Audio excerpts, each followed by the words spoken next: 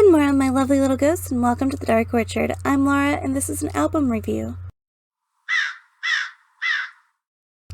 As I said in my intro, this is an album review. More specifically, today I'm going to be discussing the new Black Veil Brides album, The Phantom Tomorrow. This is an album that I've been anticipating for what seems like a very long time. So this is a storytelling album, and I'm really excited to get into the track breakdown. So without further delay, let's get started. It feels like we've been anticipating this album release for a really long time, because this album originally was supposed to be released in July, and instead it was released just before Halloween.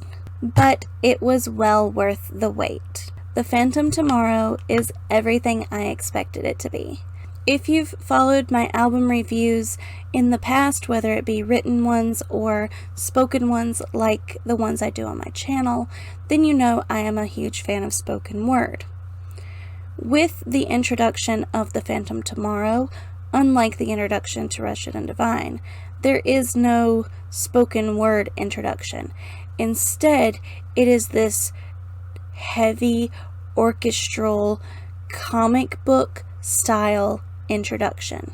And the only word I can use to describe it is epic. It's just this epic welling of anticipation. And it leads into a song that we all know and love because we've gotten a music video for it. The first actual lyrical piece in this album is Scarlet Cross. Scarlet Cross remains my favorite song from this album. It was my favorite when it first dropped, and it's still my favorite. Fields of Bone comes in a close second though, but we'll get to that. With Scarlet Cross, I loved the music video, I loved the costuming, I loved the lyrical elements, and I loved the musical elements, as well as the theatrics that is carried on through all of the music videos. I really loved how Scarlet Cross set the stage for the Blackbird story. I've seen quite a few people talking about the third track, Born Again, being their favorite track, and I can see why. It's got a really nice melodic tone to it. It's got that Black Veil Brides rock sound that we all know and love. It's almost reminiscent of like the Coffin era. It does feel like a bit of an encouragement song, and if Black Veil Brides is good at anything, it's having uplifting lyrics. This is also one of those songs that feels theatrical. Like you can see this being performed on a stage. It feels like it could belong to a musical number, like Rock of Ages style, throw it into a play, and it would fit. The next track is entitled Blackbird, and it's a bit of an anthem for the character. It's presented in more of like an inner monologue kind of song. And by the way, Cool Noodles 24 did a really good Blackbird makeup look. If you want to go check that out, I'll link it down below. So you should totally go to her social media and check that out. This song is just really deep. It like invokes emotion more than the previous tracks. The next track is an interlude, and another thing that we just were blown away by with Wretched and Divine was the interludes, the different variations between one song and the next.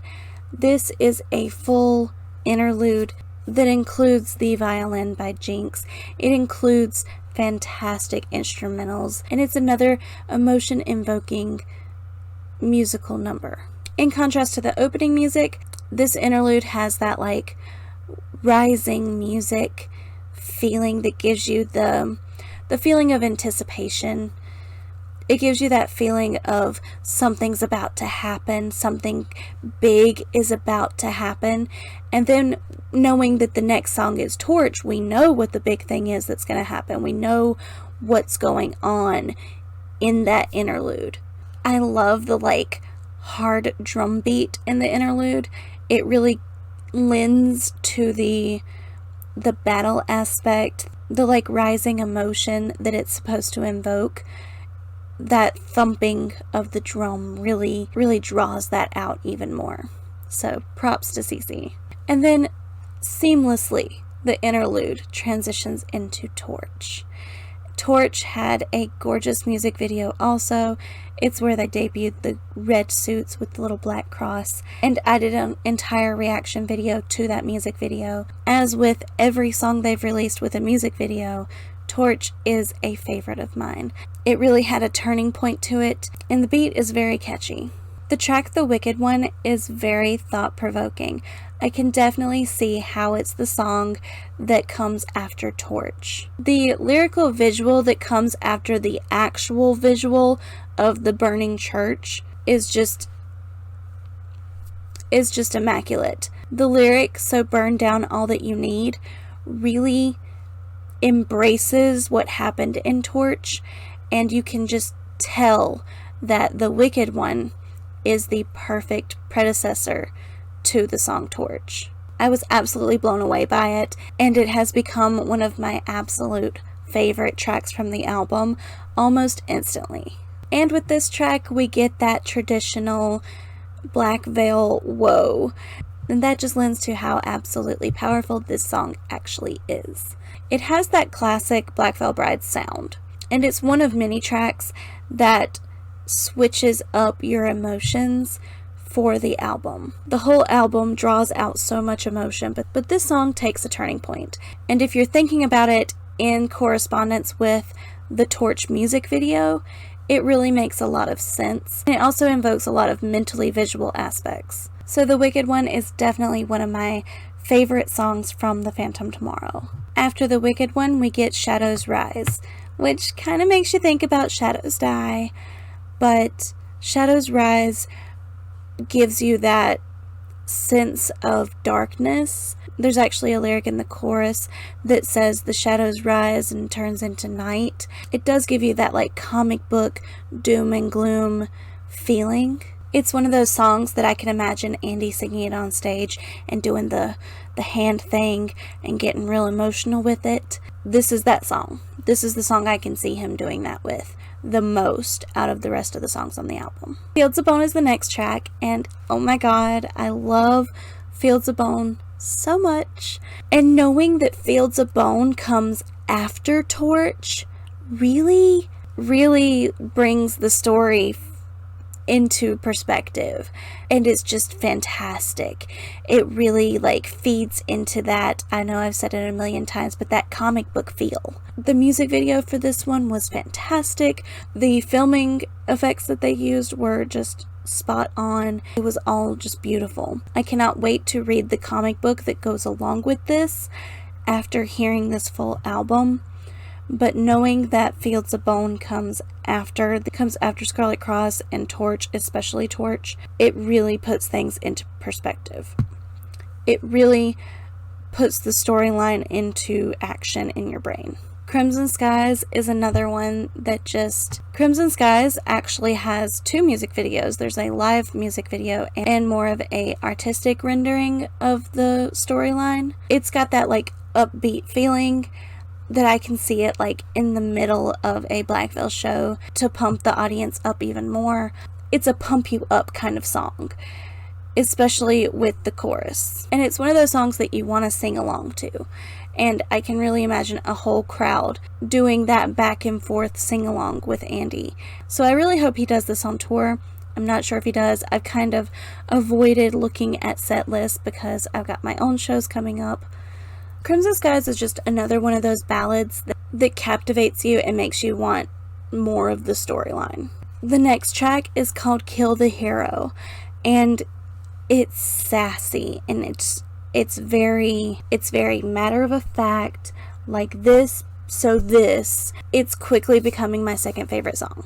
Fields of Bone's being moved down, and it's going to be Scarlet Cross, Kill the Hero, and then Fields of Bone. Because Kill the Hero has so much attitude to it, and I love it. I've listened to Scarlet Cross and Fields of Bone, my two favorite songs, before the album was released, multiple times. They don't have that oomph that Kill the Hero does.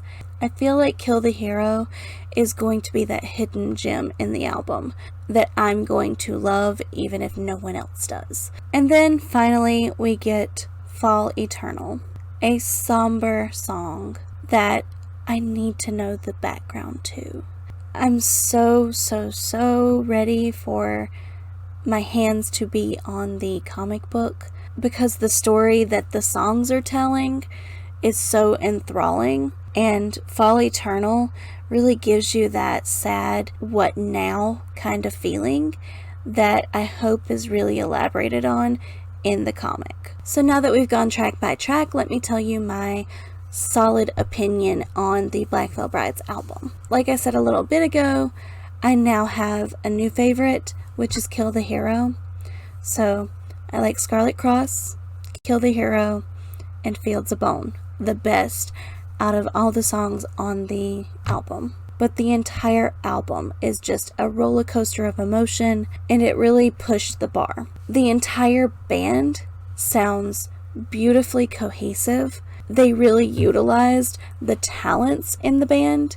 You can hear everyone's instrument perfectly, and you can tell when they've highlighted like Jinx on violin or Cece's drumming, and of course you can hear Lonny's accompaniment, which just, it blows my mind how talented Lonny Eagleton is. I love watching his tutorials and things on YouTube. Shout out to Lonny. His links are down below to his YouTube channel, even though I'm sure if you're watching this, you're already subscribed. But if you're not, subscribe. Overall, the entire album just gives you so many different feelings and emotions, and things well up inside of you and then they crash back down. And it's not often that an album can do that. It's not often that you feel that much of an up and down, flowing through a story kind of feeling. So because of those raw, unfiltered emotions that this album draws out, I'd say it's one of the best albums this year. I can't wait to see what's next for the Phantom tomorrow and for Black Veil Brides in general. They are my favorite band, so I may be a little biased, but at the same time, you can't argue with talent, and these boys are just stock full of talent. So for the comments down below, tell me which Phantom Tomorrow track is your favorite, or tell me what your favorite music video is from this album. And if you don't talk to me about that, just talk to me about something, because I love for you to talk to me down in the comments. Thank you so much for watching. I hope you enjoyed this video, and I hope you come around again soon. Say bye. Bye. Oh, squishy girl.